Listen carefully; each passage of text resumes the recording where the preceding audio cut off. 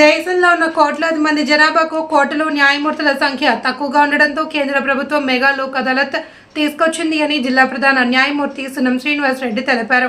శనివారం జిల్లా కోర్టు ఆవరణలో జాతీయ మెగా లోక్ అదాలత్ కార్యక్రమం నిర్వహించారు. ఈ సందర్భంగా న్యాయమూర్తి మాట్లాడుతూ కేసులను సత్వరం పరిష్కరించుకునేందుకు జాతీయ మెగా లోక్ అదాలత్ ఉపయోగపడుతుందన్నారు. రాజీ పడ్డ దగా కేసులను రాజీ చేసుకునే అవకాశం ఇస్తుందన్నారు. దీనివల్ల లక్షల కేసులు పరిష్కారం అవుతాయని, ఇరువురి సమయం డబ్బులు ఆదా అవుతాయన్నారు. కేసు పూర్తయితే మంచి జీవితం మళ్ళీ కొనసాగించవచ్చు అని అన్నారు. ఈ కార్యక్రమంలో senior civil judge, junior civil judge, జిల్లా ఎస్పీ, న్యాయవాదులు, కక్షిదారులు పెద్ద సంఖ్యలో పాల్గొన్నారు. ఈ అవకాశాన్ని సద్వినియోగపరచుకొని అందరూ ఇందులో భాగస్వాములు కావాలని కోరుతున్నాను. ఇప్పుడు ఈయన చరణ్ గౌడ్ ఎవరు, మీకేమవుతాడు? మీ బాబు. ఇప్పుడు మీరిద్దరు కూడా పరిష్కారం చేసుకున్నారా? ఏమైనా నష్టపరిహారం ఆయనకి ఏమైనా ఇస్తున్నారా? ఏం లేదు. సామరస్యపూర్వకంగా కేసుని మీరు రాజీ పడ్డారు. మరి కేసు తీసేయచ్చా ఆయన మీద? మీకేం ఇబ్బంది లేదు కదా. మరి తర్వాత ఏమైనా మళ్ళీ గొడవలు పడి బలవంత పెట్టి నా మీద కేసు తీయించారు అని అట్లా ఏమి గొడవలు పడరు కదా. ఒకసారి ఈ కేసు మీరు రాజీ పడితే ఇంకా శాశ్వతంగా ఈ కేసు మేము మూసివేస్తాము. దీనికి సంబంధించి ఇంకా మళ్ళీ ఫర్దర్ గా ఏ కోర్టులో కూడా ఎటువంటి కేసు ఉండదు. మీరు కూడా సామరస్యంగా ఉండండి. మళ్ళీ గొడవలు పెట్టుకునే అవకాశం ఏమైనా వచ్చి మా దగ్గరకు వస్తే అప్పుడు మళ్ళీ పెద్ద కేసు అవుతుంది. ఒకసారి షేక్ ఇచ్చుకోండి, భుజం మీద చేసుకుని వెళ్ళండి. వాళ్ళ వైపు చూడండి. Successfully out of the Rosa and will dispose as many cases as possible. Thank you.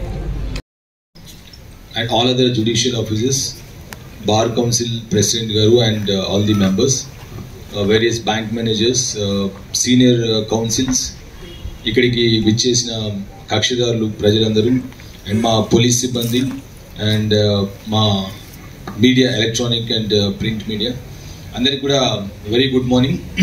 ఈరోజు మనము థర్డ్ నేషనల్ లోక్ అదాలత్ ఈ సంవత్సరానికి జరుపుకుంటున్నాం. సో బేసికల్గా నేషనల్ లోక్ అదాలత్ ఒక ఆబ్జెక్టివ్ కూడా ఇంతకుముందు చాలా మంది చెప్పడం జరిగింది.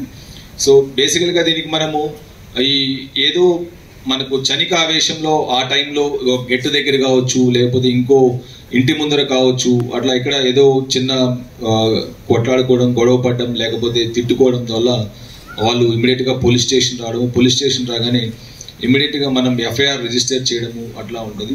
సో అప్పుడు ఉన్న కోపం, ఆ క్షణంలో ఉన్న కోపము ఇప్పుడు ఉండకపోవచ్చు, దాదాపు కొన్ని నెలలు కావచ్చు, కొన్ని సంవత్సరాలు కావచ్చు. కాబట్టి అటువంటిది మనము ఆ కోపాన్ని, ఆ కక్షను, ఆ ఈగోను ఇంకా పెట్టుకుంటూ రోజు మన ఒక ప్రొడక్టివిటీని తగ్గించుకుంటూ మనము అంటే ఎస్పెషల్లీ ఎవరైతే ఈ కేసులో ఇన్వాల్వ్ అయ్యారో వాళ్ళు కూడా ప్రొడక్టివిటీ తగ్గి పూర్గా ఉంటారు. అండ్ సిమిలర్గా మిగతా వాటిల్లో కూడా మనం ఇది మర్చిపోయి ముందుకు వెళ్ళినట్టయితే చాలా ఫాస్ట్గా మీ లైఫ్లో కూడా చేంజెస్ ఉంటాయి, ప్రొడక్టివిటీ పెరుగుతుంది. కాబట్టి ఇంకా సిమిలర్గా యాక్సిడెంట్ కేసెస్ చిన్న చిన్నవి ఏదో తాగి వస్తారు, ఆ టైంలో కేసు అవుతుంది డ్రంక్ అండ్ డ్రైవ్ కింద, ఇప్పుడు కూడా అది ఒక మంచి అవకాశం.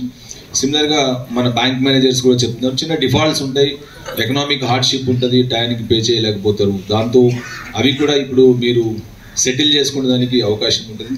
గత 1 వీక్ నుంచి దాదాపు అంటే 15 days నుంచి మా పోలీస్ ఆఫీసర్లు అందరికీ కూడా ఈ నోటీసెస్ ఇంట్రెస్టెడ్ పార్టీస్ అందరికీ కూడా మనకు ఏదైతే ఉన్నాయి కేసెస్, కాంపౌండబుల్ కేసెస్ ఏవైతే ఉన్నాయో అవన్నిటి కూడా నోటీసెస్ సర్వ్ చేయొచ్చు. ఇప్పటి వరకు దాదాపు ఒక మండే నుంచి ఇది స్టార్ట్ అయింది. ఒక 155 కేసెస్ కాంపౌండబుల్ అయినాయి, లిక్విడేట్ చేయడం జరిగింది. సో ఈరోజు ఇంకా కొన్ని మ్యాక్సిమం చేయాలనే ఉద్దేశంతో మార్నింగ్ నుంచి కూడా మా పోలీస్ ఆఫీసర్స్ అందరూ కూడా ఈ పార్టీస్ని వాళ్ళందరినీ ఫాలో అప్ చేసుకుంటూ ఇక్కడికి రావడం జరిగింది. సో ఈ మనకు కేసెస్ అన్నీ కూడా చాలా వరకు మ్యాక్సిమం నెంబర్ ఆఫ్ కేసెస్ మనకు వెళ్ళిపోతే మనము ఒక పాజిటివ్ మైండ్తో కూడా ముందుకెళ్ళొచ్చు, సొసైటీలో ఏ ప్రాబ్లం లేకుండా. కాబట్టి చిన్న చిన్న గొడవలు ఏదైతే ఆ క్షణంలో అయినా అవన్నీ కూడా పక్కన పెట్టుకొని మీరు ముందుకు రావాలా. పెద్ద మంచి సహృదయంతో అంటే మ్యాగ్నానమస్ హార్ట్తో ముందుకు వచ్చి ఇవన్నీ కూడా మీరు ఒకరినొకరు క్షమించుకొని ముందుకెళ్ళాలని చెప్పేసి నేను అందరినీ కూడా విజేస్తాను. మళ్ళీ ఇది ఎవ్రీ 3 monthsకి మనకు ఆల్మోస్ట్ ఇయర్లో 4 times ఉంటుంది. ఇంతకుముందు ఎవ్రీ 2 monthsకి ఉంటుంది, బట్ 3 monthsకు వచ్చింది. అదే కాకుండా మిగతా టైంలో కూడా ఈ లోక్ అదాలత్ కోర్ట్స్లో ఫంక్షన్ అవుతుంది. బట్ ఈరోజు మనము ఎవ్రీ క్వార్టర్లో మ్యాక్సిమం చేయాలనే ఉద్దేశంతో ఇక్కడికి వచ్చాము.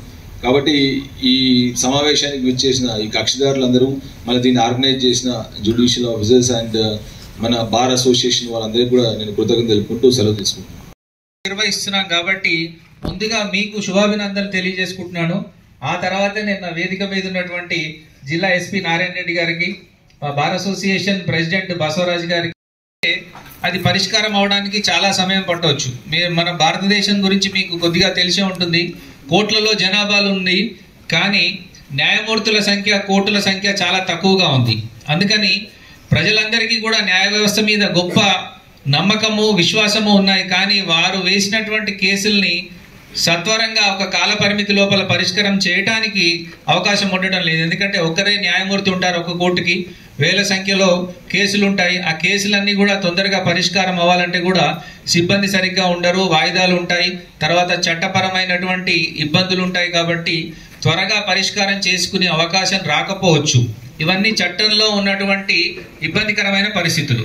అందుకని కేంద్ర ప్రభుత్వం వారు 1987లోనే ఒక న్యాయసేవ అధికార సంస్థ చట్టం తీసుకురావడం జరిగింది.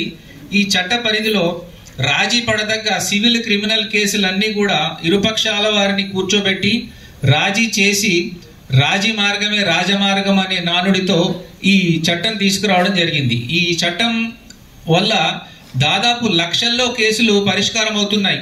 అంటే ఈ కేసులు పరిష్కారం అయితే మాకు వచ్చినటువంటి ఉపయోగం ఏంటి అని మీరు అడగచ్చు. కోర్టులో అయితే కేసు నడుస్తుంది, వాయిదా తర్వాత తీర్పు వస్తుంది, తీర్పు కాపీతో మేము దాన్ని అమలు చేసుకుంటాం. కానీ లోక్ అదాలత్లో కేసు పరిష్కారం అయితే దానికి ఉన్నటువంటి విలువ ఏంటి అని చాలా మంది అడుగుతూ ఉంటారు. ఈ లోక్ అదాలత్లో పరిష్కారం అయినటువంటి కేసు కూడా సివిల్ కోర్టు ఇచ్చినటువంటి డిగ్రీతో లేదా క్రిమినల్ కోర్టు ఇచ్చినటువంటి తీర్పుతో సమానమైంది. ఇరుపక్షాల వారి అంగీకారంతో ఈ రాజీ మార్గం ద్వారా రాజీ కుదర్చడం జరుగుతుంది.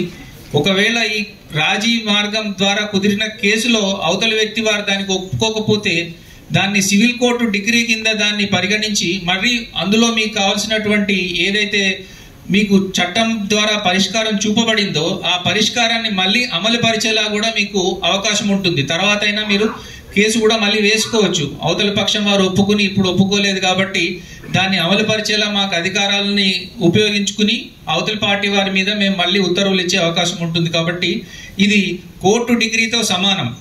ఒక్కసారి ఈ కోర్టు డిగ్రీ మీకు లోక్ అదాలత్ ద్వారా పరిష్కారం అయితే మళ్ళీ దానికి అప్పీల్ అనేది ఉండదు. ఎందుకంటే మీరిద్దరు రెండు వర్గాల వారు, రెండు పార్టీలు రాజీ చేసుకుంటారు కాబట్టి దీనికి మళ్ళీ అప్పీల్ అనేది ఉండదు. ఇక్కడే శాశ్వతంగా పరిష్కారం అయిపోతుంది. ఒకవేళ ఇది సివిల్ వాద్యం అయితే మీరు కట్టినటువంటి కోర్టు ఫీజు కూడా మళ్ళీ మీకు తిరిగి అందజేయబడుతుంది. తర్వాత మీ కాలము అనేది వృధా అవ్వదు. మీ కాలము, మీ డబ్బు ఆదా అవుతాయి. అవతలి పక్షం ద్వారా మీరు రాజీకి వస్తారు కాబట్టి మీకు సమాజంలో కానీ లేదా మీ కుటుంబ సభ్యుల మధ్యలో కానీ ఏమైనా గొడవలు, ఇబ్బందులు ఉంటే అటువంటివి రాజీ చేసుకుంటే సామరస్యపూర్వకంగా మీరు తర్వాత మీ వృత్తుల మీద మీరు కాన్సన్ట్రేట్ చేసుకునే అవకాశం ఉంటుంది. కాబట్టి ఇందులో ఉన్నటువంటి